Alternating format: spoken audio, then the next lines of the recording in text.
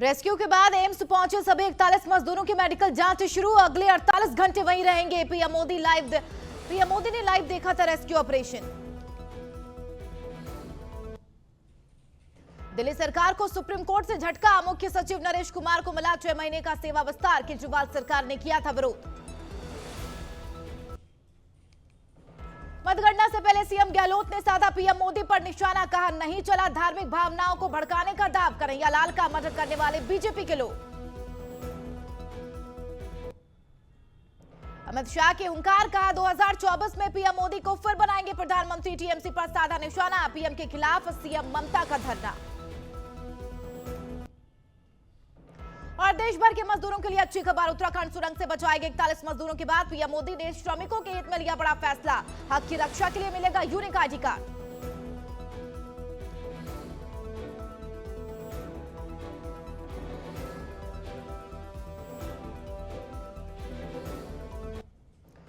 नमस्कार, नवतेज टीवी देख रहे हैं आप और मैं आपके साथ हूं चंदा यादव। तारीख 12 नवंबर 2023 सुबह 5 बजे उत्तरकाशी के सलक्यारा के टनल में फंसे 41 मजदूरों की जिंदगी में अचानक अंधेरा सा छा गया। उधर देश में दीपावली को लेकर घरों में तैयारियां लगभग पूरी हो चुकी थी। ऐसे में यह हादसा लोगों को झकझोर कर रख दिया और आखिरकार तमाम प्रयासों के बाद लगभग 17वें दिन के शाम में उत्तराखंड के उत्तरकाशी में सलक्यारा सुरंग में फंसे 41 मजदूरों को सुरक्षित बाहर निकाला गया, जिसके बाद उनके परिवारों ने राहत की सांस ली।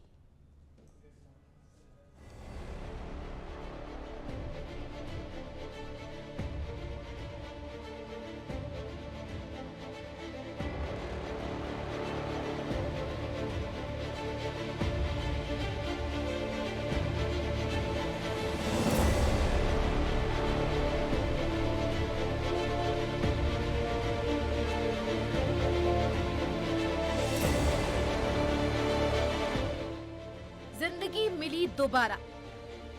चट्टानों को चीर सुरक्षित बाहर आए 41 मजदूर।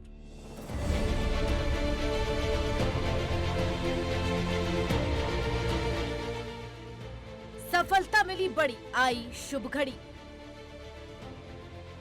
टनल से रेस्क्यू किए गए मजदूरों से पीएम ने की बात।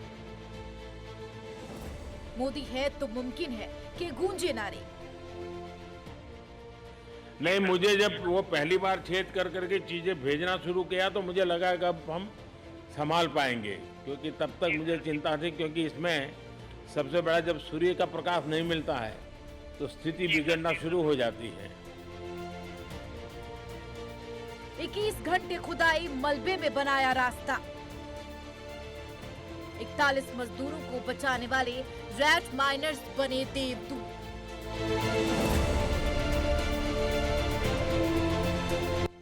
उत्तरकाशी के सलक्यारा के टनल में फंसे 41 मजदूरों को 17वें दिन सकुशल बाहर निकाल लिया गया। हालांकि पिछले 16 दिन की बात करें तो बहुत सी परेशानियों का सामना करना पड़ा। हर घंटा और दिन इसी आस में गुजर रहा था कि जल्द ही मजदूरों को सुरक्षित बाहर निकाल लिया जाएगा, जिसके लिए खुद उत्तराखंड के सीएम पुष्कर सिंह धामी और केंद्र सरकार इस पर नजर बनाए हुए थे, क्योंकि प्रशासन की पहली प्राथमिकता सभी मजदूरों की सुरक्षा थी, जिनके रेस्क्यू के लिए 5 टीमों को लगाया गया था। रविवार को ऑगर मशीन से ड्रिलिंग का काम शुरू किया गया। माना जा रहा था कि 2 से 3 दिनों में खुदाई का काम पूरा कर लिया जाएगा।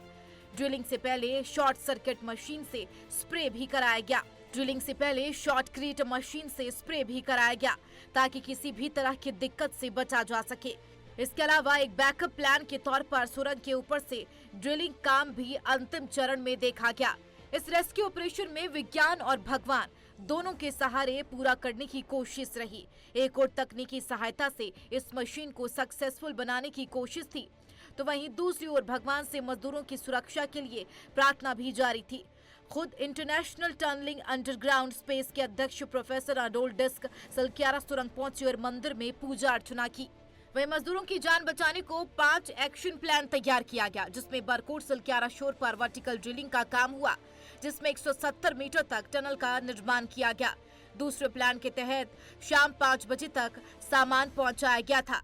बात प्लान 3 की करें तो टीएचडीसी 483 मीटर की सुरंग बनाई गई। ऐसा इसलिए क्योंकि टीएचडीसी हादसाग्रस्त क्षेत्र का सर्वे कर चुकी थी। प्लान 4 की बात करें तो NHIDCL को टनल से बचाव का रास्ता बनाने का काम सौंपा गया, जो कुल मिलाकर 60 मीटर का पाइप डाला गया, जिसमें से 41 मीटर तक पाइप डाला गया था। इसके अलावा प्लान 5 के तहत सलक्यारा शोर पर 1 से 1.2 मीटर ड्रिलिंग की गई। वहीं मजदूरों को हौसला बढ़ाने के लिए मुख्य सचिव PK मिश्रा ने मजदूरों से वार्ता की। हेलो, मैं PK मिश्रा बोल रहा हूँ। आप कौन बोल रहे हैं? नमस्कार। क्या कौन बोल रहे हैं? अच्छा, कवर नहीं। आप लोग कैसे हैं? हाँ, आप लोग सब ठीक है? किसी की कोई तबीयत की कोई प्रॉब्लम नहीं है? खाना मिल रहा है? क्या क्या मिला था आज?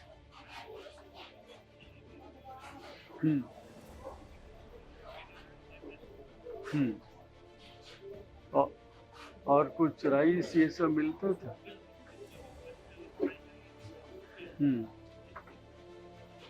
ये सब राइस सब्जी दाल तो ठंडा हो गया होगा। और वहाँ लाइट भी है सब।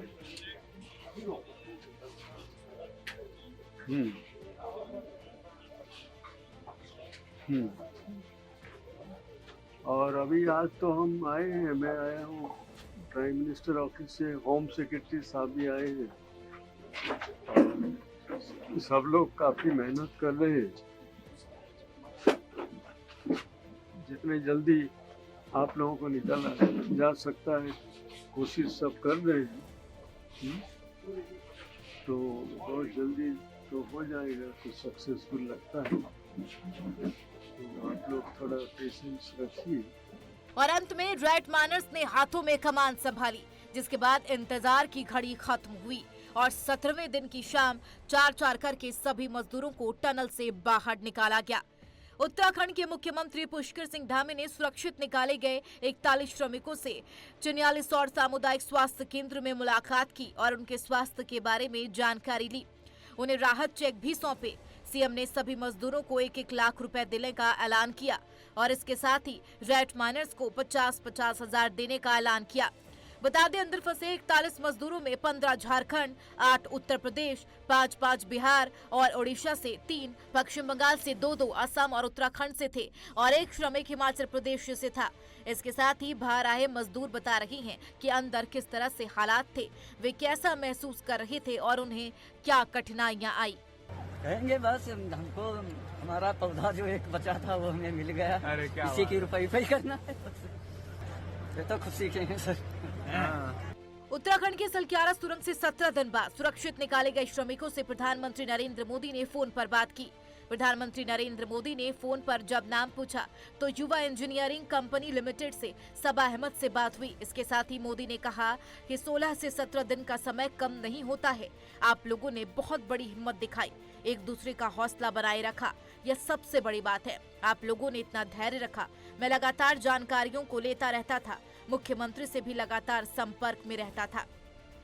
नहीं, मुझे जब वो पहली बार छेद कर करके चीजें भेजना शुरू किया तो मुझे लगा कि अब हम संभाल पाएंगे, क्योंकि तब तक मुझे चिंता थी, क्योंकि इसमें सबसे बड़ा जब सूर्य का प्रकाश नहीं मिलता है तो स्थिति बिगड़ना शुरू हो जाती है। दरअसल हादसाग्रस्त सिलक्यारा सुरंग उत्तरकाशी जिला मुख्यालय से 70 किलोमीटर दूर स्थित है, जो केंद्र सरकार की 4 धाम यात्रा के लिए ऑल वेदर रोड परियोजना का हिस्सा है। यानी कि अगर यह सुरंग बनकर तैयार हो जाती है तो श्रद्धालु किसी भी मौसम में 4 धाम यात्रा के दर्शन कर सकेंगे। बहरहाल 17वें दिन सभी 41 मजदूर सुरक्षित बाहर निकाले जा चुके हैं, जिनके चेहरे की मुस्कान आजादी की उस खुशी को बयां कर रही है जिसे देखने के लिए पिछले लंबे अरसे से वो तरस रहे थे। Bureau report, Navtej TV.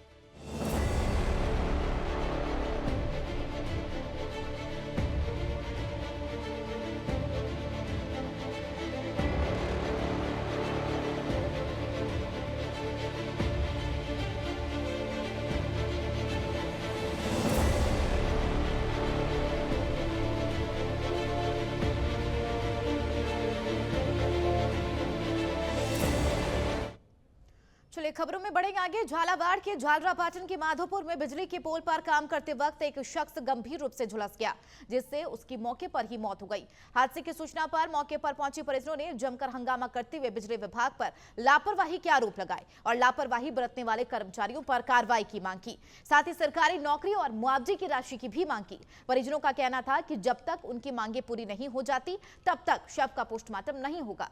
वहीं मौके पर पहुंचे एसडीएम संतोष मीणा ने मृतक आश्रित परिवार को 5 लाख एक सरकारी नौकरी का आश्वासन देकर मामले को शांत कराया। सुबह सूचना मिली कि कल शाम को एक बिजली की रिपेयरिंग की कार्रवाई करते वक्त रणजीत भील करंट लग के उसकी कैजुअलिटी हो गई है। तो उसमें सुबह मैंने बिजली विभाग के उच्च अधिकारियों को बुला के और पुलिस के हमारे यहाँ पे तो पोस्टमार्टम के लिए यहाँ लाया गया। तो उस पर समाज के लोगों के साथ बातचीत की गई, जिस पे निष्कर्ष निकला कि जो इनको बिजली विभाग की तरफ से 5 लाख रुपए का मुआवजा दिया जाएगा, साथ ही 5 लाख रुपए चिरंजीवी की तरफ से दिया जाएगा और इसके अलावा ईएसआईसी से जो इसके नॉमिनीज हैं उनको पेंशन ईएसआईसी के नॉर्म्स के अकॉर्डिंग पेंशन की भी कार्रवाई की गई है। जो पेंशन होगी वो भी हमने लिखित में इनको दे दिया गया है और इसके अलावा जो आगे फर्दर विधवा पेंशन्स और वगैरह जो गवर्नमेंट की स्कीम्स हैं उसमें भी इनको फ़ायदा दिया जाएगा। तो ये बिजली विभाग में जो कार्यकर्ता था ये अपने रणजीत सिंह भील, जो इनके कुछ कर्मचारियों की गलती से रणजीत भील की मृत्यु हो गई है, तो इसके परिवार को 1 करोड़ रुपया मुआवजा दिया जाए और इसके परिवार को सरकारी नौकरी दी जाए और इसकी मिसेज को लाइफ टाइम वो पेंशन दी जाए और जो अधिकारी थे उनको सस्पेंड किया जाए। जिनने गलती की ना उनको तुरंत सस्पेंड किया जाए। हमारी मांग यही है, हमारी मांग पूरी नहीं करेंगे जब तक हम पोस्टमार्टम और पीएम नहीं करवाएंगे। अभी तक कोई अधिकारी थे ना उनकी गिरफ्तारी चाहिए हमें। हाँ, जो सस्पेंड किया जाए, तुरंत सस्पेंड किया। विधानसभा चुनाव 2023 के लिए मतदान हो चुका है, जिसका परिणाम 3 तारीख को आना है। प्रत्याशियों की किस्मत का फैसला ईवीएम में कैद हो चुका है। निर्वाचन विभाग की ओर से ईवीएम को कड़े सुरक्षा बंदोबस्त के बीच जिला मुख्यालय पर हायर सेकेंडरी स्कूल में रखवाया गया है। जिस जगह ईवीएम रखी है वहां की सुरक्षा काफी कड़ी कर दी गई है ताकि परिंदा भी पर मार न सके। उधर गणना कर्मियों को प्रशिक्षण देने का काम तेज हो गया है, क्योंकि आगामी 3 दिसंबर की सुबह से मतगणना का काम शुरू हो जाएगा।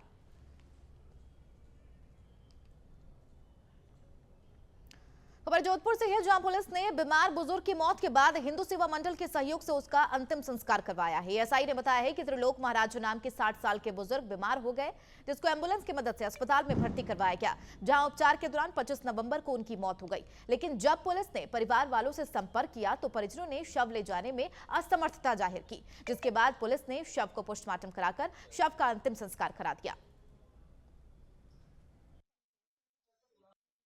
जानकारी हासिल की तो अपना नाम सत्तू महाराज, पुत्र त्रिलोक महाराज, जाति जैन, उम्र 60 साल, पैसा पुजारी, निवासी धामली मारवाड़ जक्सर, जिला पाली रहना बताया, जो साइकिल द्वारा बाबा रामदेवरा जा करके वापस साइकिल से आते समय काकाणी के पास आते समय बीमार पड़ गया, जो चलने फिरने उठने में असमर्थ था, जिसको हमने इलाज हेतु 108 एम्बुलेंस के जरिए मथुरादास माथुर हॉस्पिटल में इमरजेंसी वार्ड में भर्ती करवाया, जिसका इलाज चला और तारीख 25/11 को उसकी दौरान इलाज मृत्यु हो गई।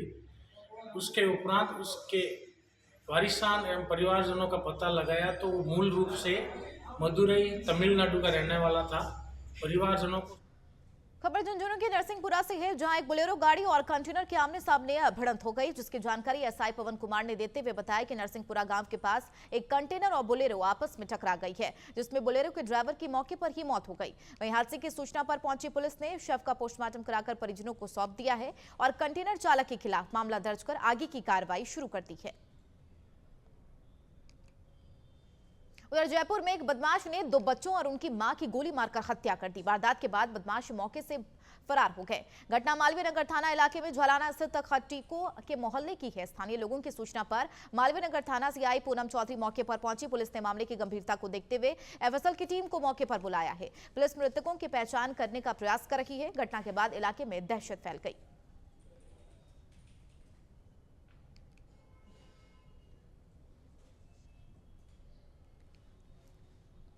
मेडिकल और इंजीनियरिंग प्रवेश परीक्षा पता चले परीक्षाओं के क्षेत्र में कोचिंग के सबसे बड़े brand Allen career institute private limited Rajasthan में विस्तार करने जा रहा है। कोटा के साथ जयपुर, जोधपुर, सीकर, भीलवाड़ा के बाद अब बीकानेर में भी ऑफलाइन सेंटर की शुरुआत हो गई है। इस मौके पर कार्यक्रम के चीफ गेस्ट पुलिस अधीक्षक Tejaswini Gautam, Rajasthan university of veterinary and animal sciences के vice chancellor doctor Satish Garg रहे। उद्घाटन समारोह यहां पूजा के बाद अतिथियों ने पोस्टर का विमोचन किया। हर घर में एलन की तर्ज पर विद्यार्थियों के सपने पूरे करने के लिए यह शुरुआत की गई है।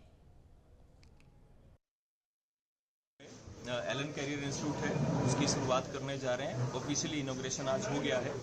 मार्च के मिड तक हम 11th से 12th मूविंग स्टूडेंट्स हैं, उनकी क्लासेस स्टार्ट कर देंगे और अप्रैल से 6 से लेके 12th और 12th पास के बच्चे जो हैं उनकी क्लासेस भी स्टार्ट हो जाएगी।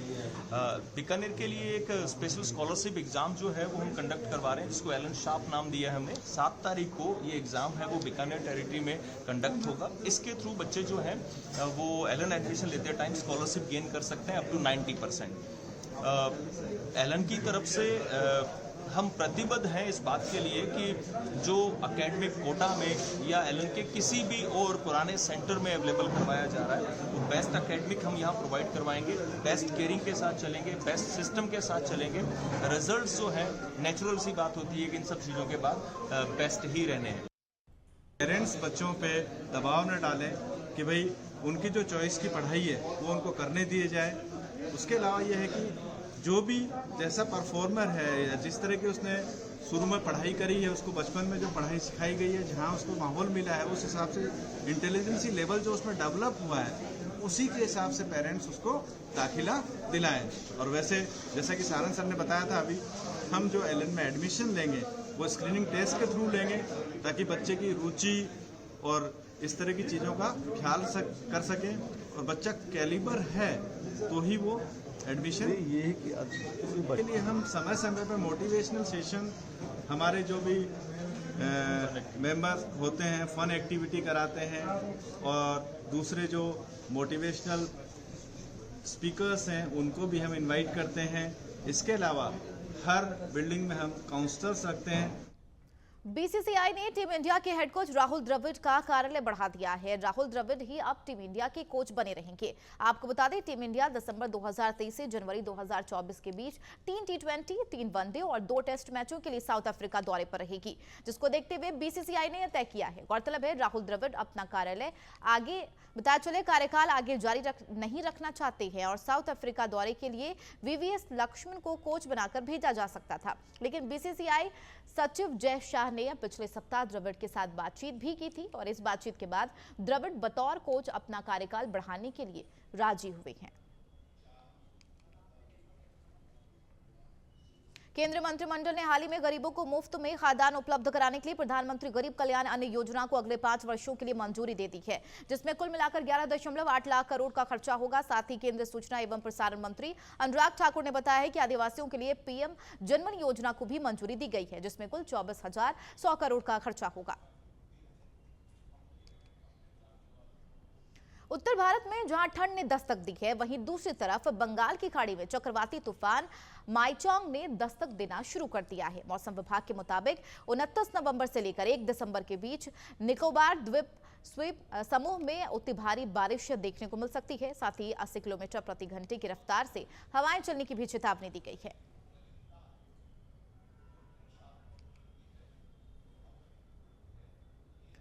गृह मंत्री अमित शाह ने हाल ही में कोलकाता में एक जनसभा को संबोधित किया, जहां उन्होंने पश्चिम बंगाल के सीएम ममता बनर्जी पर जमकर निशाना साधा।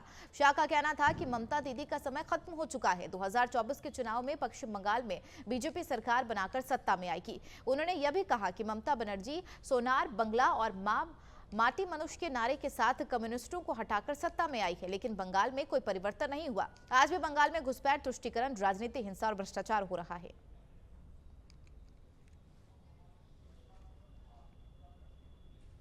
मणिपुर के सबसे पुराने विद्रोही armed group United national liberation front ने दिल्ली में शांति समझौते पर हस्ताक्षर कर दिए हैं। यह ग्रुप हिंसा छोड़कर मुख्य धारा में शामिल होने पर सहमत हो गया है। बताया चले, यूएनएलएफ ने यह फैसला केंद्र सरकार की ओर से ग्रुप पर 5 साल का बैन लगाने की बात लिया। दरअसल केंद्र सरकार ने मणिपुर के जिन 9 मैती उग्रवादी ग्रुप्स और उनके सहयोगी संगठनों पर 5 साल के लिए बैन लगाया था, उनमें यूएनएलएफ भी शामिल है।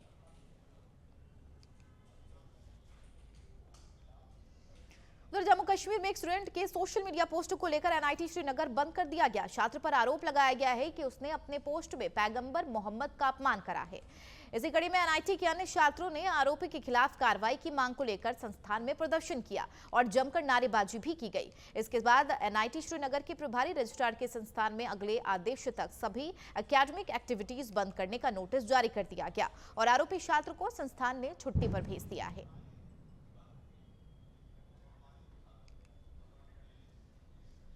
बढ़ेंगे आगे। मेरठ में कबाड़ की दुकान में भीषण विस्फोट हो गया। हादसे में कबाड़ी की भी मौत हो गई। शव के टुकड़ों को इकट्ठा करके पोस्टमार्टम के लिए भेज दिया गया है। हादसा इतना भीषण था कि आसपास के मकानों के शीशे टूट गए, साथ ही 2 मकानों में दरारें भी आ गई। हादसे के बाद मौके पर अफरा तफरी मच गई। बताया जा रहा है कि हादसा दुकान से रखे बम के शेल तोड़ते वक्त हुआ है।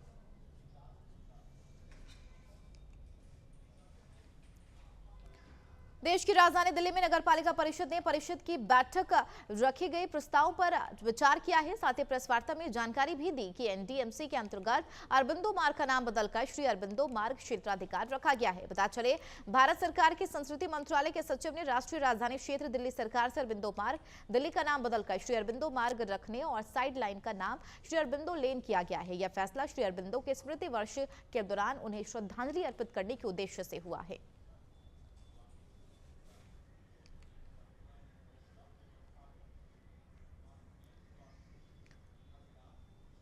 उत्तरकाशी के सलख्यारा टनल में 17 दिनों तक मजदूरों ने संघर्ष किया। आखिरकार वो दिन आया जब बाबा बौखनाग के आशीर्वाद से सभी 41 मजदूरों को कड़ी सुरक्षा के बीच सकुशल बाहर निकाला गया। हालांकि इस हादसे को लेकर प्रशासनिक रूप से रिपोर्ट आना अभी बाकी है, लेकिन कुछ स्थानीय ग्रामीणों का मानना है कि बौखनाग देवता की नाराजगी की वजह से टनल में मजदूर फंसे और हालात ये बने कि उनका रेस्क्यू तक नहीं हो पा रहा था। आखिर क्या है पूरा मामला, आइए आपको बताते हैं इस रिपोर्ट में। क्या बाबा बौखनाग की नाराजगी से हुआ उत्तरकाशी हादसा? क्या बाबा के मंदिर के नुकसान से हुआ हादसा? विकास की दौड़ में लोग देवता की नाराजगी पड़ी भारी। आखिर कौन है बाबा बौखनाग? उत्तराखंड के पहाड़ों में विराजमान है बाबा बौखनाग देवता। दरअसल बाबा बौखनाग को पहाड़ों का देवता भी कहा जाता है। उत्तराखंड के उत्तरकाशी में भी बाबा बौखनाग देवता का मंदिर स्थित है और इस स्थान पर हर साल हजारों की तादाद में श्रद्धालु आस्था के साथ नंगे पांव दर्शन करने के लिए जाते हैं। यहाँ बसे कुछ लोगों का तो ये भी मानना है कि जो नवविवाहित और निसंतान लोग बाबा के दर्शन के लिए आते हैं उन्हें संतान की प्राप्ति होती है और उनके जीवन में हमेशा खुशियां रहती हैं। साथ ही उनकी सभी मनोकामनाएं पूर्ण होती हैं। यहाँ बसे स्थानीय लोगों का दावा है कि सुरंग के निर्माण के दौरान प्राचीन मंदिर को क्षति पहुँच गई थी, जिससे बाबा बौखनाग नाराज हो गए और उन्होंने अपना प्रकोप दिखाया। ग्रामीणों का कहना था कि जब तक बाबा बौखनाग के मंदिर का पक्का निर्माण नहीं होगा और उनकी विधिवत तरीके से पूजा अर्चना नहीं होगी तब तक रेस्क्यू नहीं हो सकेगा। मजदूरों के फंसने के बाद बीते 17 दिनों से बाबा बौखनाग मंदिर में देवता को प्रसन्न करने के लिए पूजा आराधना की जा रही थी। सिर्फ स्थानीय लोग ही नहीं, उत्तराखंड के मुख्यमंत्री पुष्कर सिंह धामी ने भी मंदिर में श्रमिकों की सुरक्षा के लिए बाबा की पूजा अर्चना की। एक के बाद एक फेल हो रही विदेशी मशीनों के बाद सभी लोगों ने बाबा की शरण में जाना ही मुनासिब समझा। श्रमिकों के बचाव के लिए अंतर्राष्ट्रीय सुरंग एक्सपर्ट अर्नोल्ड डिक्स भी बाबा बौखनाग देवता के मंदिर पहुंचे और पूजा की ताकि सभी मजदूरों को सुरक्षित बाहर निकाला जा सके। और आखिर 17 दिन बाद कड़ी मेहनत के बाद वो खड़ी आई और सभी मजदूरों को नया जीवन दान मिला। Bureau report, Navtej TV, Jaipur. Rajasthan विधानसभा का शोर अब थम चुका है। सभी प्रत्याशी अब आराम फरमाते परिवार के साथ समय बिताते नजर आ रही है। हर पार्टी का प्रत्याशी अपनी अपनी जीत को लेकर आश्वस्त नजर आ रहा है। इस बीच कांग्रेस के प्रदेश अध्यक्ष गोविंद सिंह डोटासरा ने विश्वास जताया है कि राज्य में एक बार फिर कांग्रेस की पूर्ण बहुमत वाली सरकार बनेगी और इसके साथ ही उन्होंने कहा है कि राज्य में भाजपा का धार्मिक ध्रुवीकरण का एजेंडा विफल रहा है। बताया चले 25 नवंबर को हुए मतदान के बाद आगामी 3 दिसंबर को मतगणना होनी है, जिसके बाद राजस्थान में नई सरकार का गठन होगा। डोटासरा ने कहा, मतदान के बाद जो रुझान जनता राजनीतिक विश्लेषकों से आ रहे हैं, उन सब से एक ही बात निकल कर आ रही है कि राजस्थान में राज नहीं बल्कि रिवाज बदलेगा। कांग्रेस पार्टी राजस्थान में एक बार फिर पूरे बहुमत के साथ सत्ता में आएगी। उल्लेखनीय है कि राज्य में हर विधानसभा चुनाव में राज्य यानी सरकार बदलने का रिवाज है। इसी संदर्भ में डोटासरा ने दावा किया है कि इस बार राज नहीं रिवाज बदलेगा। सीएम अशोक गहलोत के नेतृत्व वाली कांग्रेस सरकार को जहां घोषित जन कल्याणकारी योजनाओं के दम पर सत्ता में वापसी का भरोसा है, तो भाजपा विकास, भ्रष्टाचार और महिला अपराध मुद्दे पर सत्ता में वापसी का विश्वास जता रही है। डोटासरा ने बीजेपी पर निशाना साधते हुए कहा कि विपक्षी दल भाजपा के लिए धार्मिक ध्रुवीकरण प्रमुख एजेंडा है, लेकिन हमारी सरकार ने जिस तरह से सबको साथ लेकर काम किया, उससे राजस्थान में इनका यह एजेंडा नहीं चल पाया।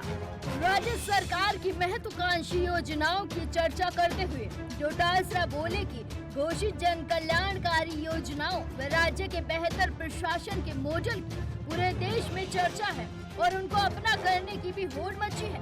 मालूम हो, चुनाव पूर्व कांग्रेस ने 7 गारंटियों का ऐलान किया था। इसमें परिवार की एक महिला को हर साल 10,000 रुपए और 500 रुपए में घरेलू गैस सिलेंडर देने की गारंटी दी गई है। हालांकि ऐसे ही कुछ गारंटी बीजेपी ने अपने घोषणा पत्र में भी जारी की है। मुकाबला बेहद ही दिलचस्प था, तो अब देखना यह होगा कि 3 तारीख को किसकी सरकार प्रचंड जीत से सत्ता में आती है और अपनी योजनाओं का डंका बजवाती है।